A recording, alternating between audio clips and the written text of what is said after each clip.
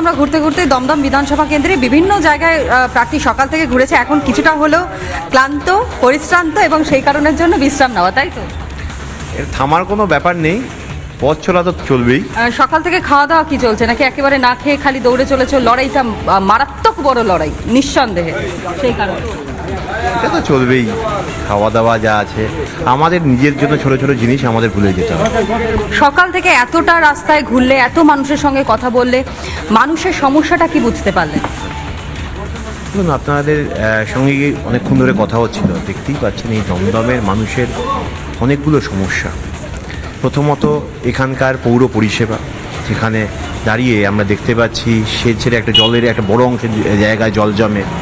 এখানে দাঁড়িয়ে রাস্তাগুলো দেখছেন উঁচু হচ্ছেন, কংক্রিটের একটা ঘের জমে গেছে, কিন্তু সেখানে দাঁড়িয়ে শ্বাস প্রশ্বাস নেওয়ার জন্য একটা পার্ক থাকা যে দরকার সেগুলো নেই। এখানে দাঁড়িয়ে একটা সমস্যা হচ্ছে, স্বাস্থ্যের সমস্যা একটা বড় সমস্যা, পৌর হাসপাতালগুলো সেটা নেই। এখানে দাঁড়িয়ে যে গোটা বাগজোলা খালের নিকাশি একটা ভয়াবহ অবস্থায় দাঁড়িয়ে রয়েছে।